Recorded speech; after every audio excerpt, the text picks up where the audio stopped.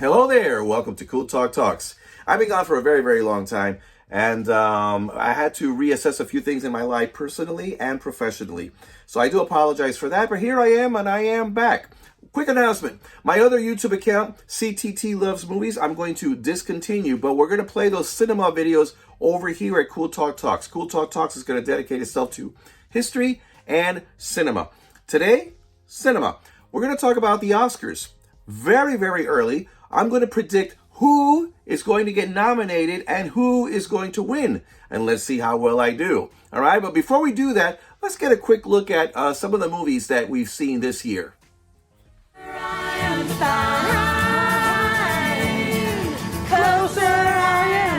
Evening. Her brain and her body are not quite synchronized. Inyon. It means providence. As free as one likes without guilt. I did not kill him. That's not the point. Editors, they want a black book. They have a black book. I'm black, and it's my book. You know what I mean. Zeit, die mehr gemütlich und gastlich. Yeah.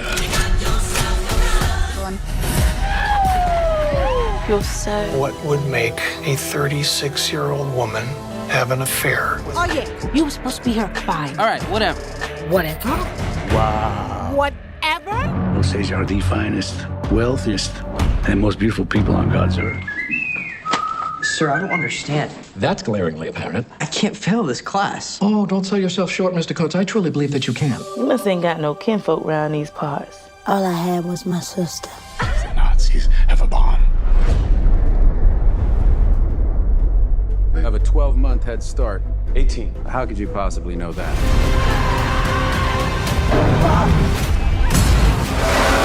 In 41, you called for a large-scale march.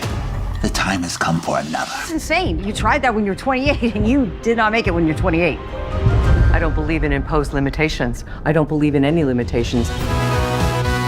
And do we have here? Elvis, this is Priscilla Buglio. People don't know what the hell a Nike is. What's a Converse? NBA All-Star shoe. You were supposed to save him. You promised me he wouldn't die. The father deluded himself. Built like other men.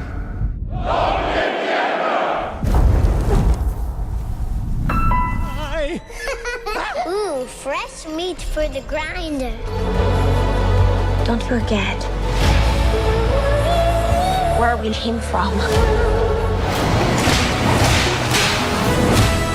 This way. For one last fight.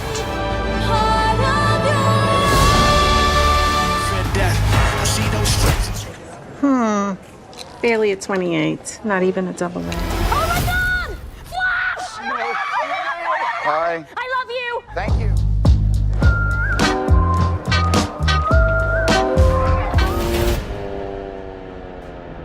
Welcome to the Eras Tour. The first Best Picture nominee is Barbie. And a lot of people thought this would be a summer film, good for the kids. A lot of mothers brought their daughters, not realizing that it was a PG-13 film that was going to generate a lot of debate.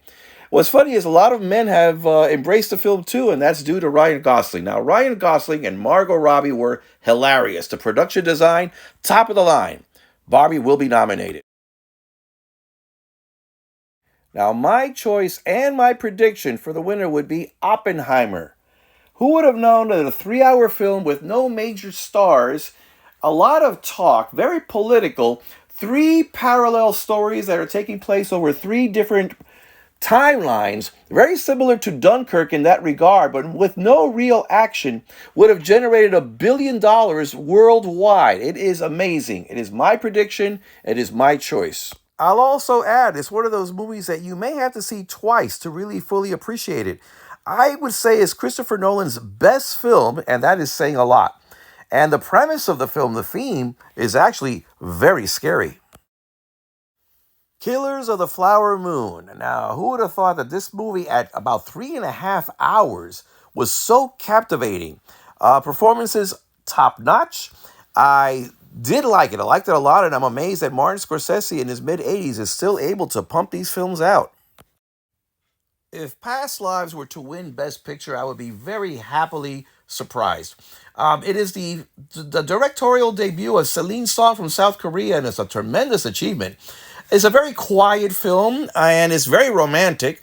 And you might think you know where this is headed, but believe me, you don't. It's about the choices that are made for us, the choices that we make, and it leaves us wondering what could have been or what will be. If you ever seen a Yorgos Lanthimos movie, for example, The Lobster, then you know where you're headed watching Poor Things. It's a very weird movie. I can't even describe it, so I won't here. I didn't love it, but somehow I feel that I have to see it again to fully appreciate it. Act 2 was a little bit too long for me. They could have cut out about 15-20 minutes off of the movie. I don't think it would have affected it in any way. It's a very strange experience, and if you're in the mood for something like that, well, go for it. Many people felt that The Holdovers was the Christmas film of 2023. It is very heartwarming and surprising. It's a very small film and catchy. You won't go wrong. It will be nominated. I never would have thought that a story like The Color Purple could have been made into a musical, but hey, I was wrong. It's a great achievement. I don't think it's going to win Best Picture. In fact, it may not even be nominated. It's one of my predictions that might not hold out. I'll say the same for Maestro. The first half of Maestro was pretty boring. Now, this is a biopic about the music conductor Leonard Bernstein. The film was written, directed, and performed by Bradley Cooper. And I predict a few nominations going his way. I didn't love the movie. I really did appreciate the performances more than anything else. But technically, the first half, again, was boring. Another problem that I had was that there wasn't enough music in it. The film pretty much stressed the double life that Leonard Bernstein was living and his romance with his wife, played wonderfully by Carey Mulligan. Now, 10 movies can be nominated for Best Picture, so we're down to the final 2. As far as the movie American Fiction, that's one of the films that I did not see. I really tried hard to catch it. I heard wonderful things about it and the performances, but believe it or not, it wasn't streaming anywhere. And there's no theater in the whole state of Florida that's showing it. Amazing. But anyway, I still predict, based on the wonderful things that I've heard, that it will be nominated Best Picture. Now, I did see Anatomy of a Fall, and I streamed it. I was able to watch it. And though the movie might seem a little bit too long and a little slow, especially near the beginning, it's a courtroom drama. It is very captivating with great performances. Anatomy of a Fall. And now 2 honorable mentions, Zone of Interest and Saltburn. And now for Best Actor. Now my prediction and my choice is Cillian Murphy for Oppenheimer. It was a great performance, but very subdued. Cillian Murphy does something that I don't know if I've seen this before. He acts mostly through his eyes. His physical movements are very limited. It's a very cerebral performance. It leads us to he draws us in to try to think as he is thinking. If Cillian Murphy does not win, the winner will be Bradley Cooper for Maestro. Now, I didn't like the movie that much, but I will say the performances carry it over the top.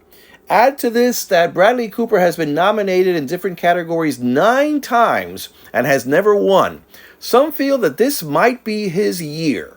Okay, I'm going to say that it'll probably be Cillian Murphy, but I will not be surprised if they decide to honor Bradley Cooper this year. Now, in other circumstances and in another year, I would say that Paul Giamatti would be the favorite. He is delightful in The Holdovers, never been better. Leonardo DiCaprio is predicted to pick up another nomination for Killers of the Flower Moon. And word around the campfire is that Jeffrey Wright will pick up his first nomination for American Fiction. Now, if DiCaprio is not nominated, I would say that the 5th slot would be filled by Coleman Domingo for Rustin or Barry Keoghan for Saltburn. And now we move on to Best Actress. Emma Stone turns in the performance of her career in Poor Things. She's the best thing about the film. Her choices are courageous in many ways. I mean, she throws herself all the way out there. If it wasn't for the fact that she's won before, I would say it is a lock. Many say that if Emma Stone doesn't win, it will be Lily Gladstone for Killers of the Flower Moon. I prefer, however, Carey Mulligan for Maestro. Now, Carey Mulligan has been nominated 4 times before. She's very versatile. And in Maestro, she just lights up the screen. She takes over. Now, we follow up that with the 4th and 5th slot, which is Sandra Huller for Anatomy of a Fall and Greta Lee for Past Lives. 2 wonderful performances. Now, Fantasia Barrino could surprise us and be nominated. A little more distant, Margot Robbie for Barbie. Now, long shots, but possibilities are Kaylee Spaney for Priscilla, Annette Bening for Nyad, and Natalie Portman for May December. Best Supporting Actor, my choice, my prediction, Robert Downey Jr. It is his year. Very different from what we're used to seeing in Iron Man. If anybody could shake him off that tree, it would be Ryan Gosling for Barbie, who was wonderfully funny, but I don't think it'll happen. And I'll say the same for Robert De Niro. I predict he will be nominated. I don't see him winning.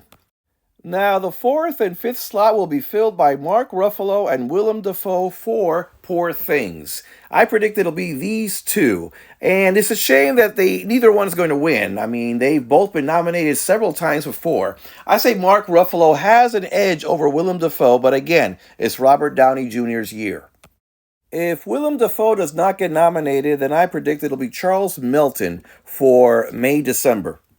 Honorable mentions include Cole Domingo for The Color Purple, John Magaro for Past Lives, Dominic Sessa for The Holdovers, or Sterling Brown for American Fiction. Best Supporting Actress, Divine Joy Randolph is my choice and my prediction for The Holdovers.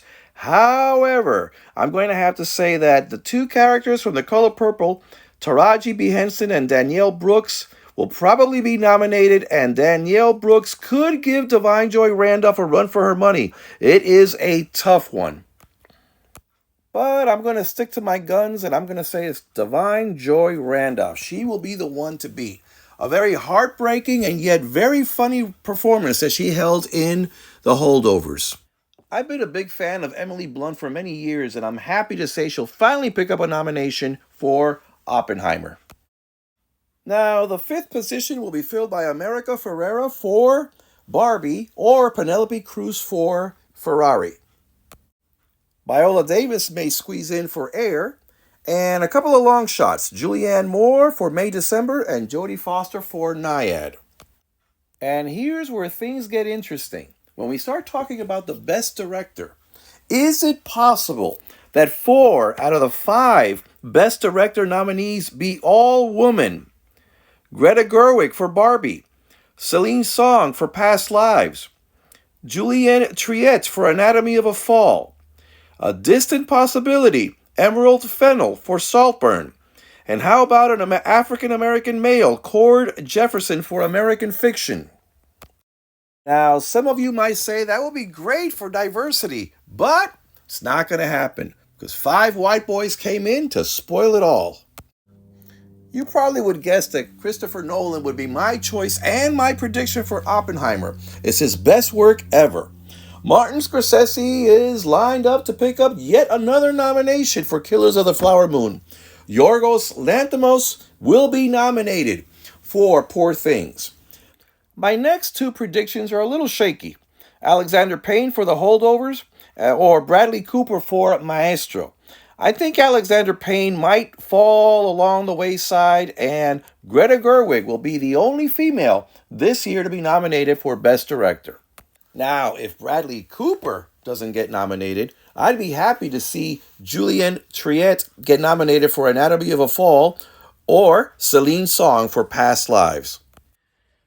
But in that regard, when we're talking about diversity, all is not lost because I predict that Greta Gerwig for Barbie, Celine Song for Past Lives, and Juliette Triet for Anatomy of a Fall, and let's throw in there, most likely Emerald Fennell for Saltburn, all 4 will be nominated for Best Screenplay. And I will also predict that Cord Jefferson, African-American male, will be nominated for American Fiction. Anyway, it's going to be Christopher Nolan's year. Oppenheimer, the big one, I predict. In the meantime, Send me your likes, or better yet, subscribe. This is Cool Talk Talks.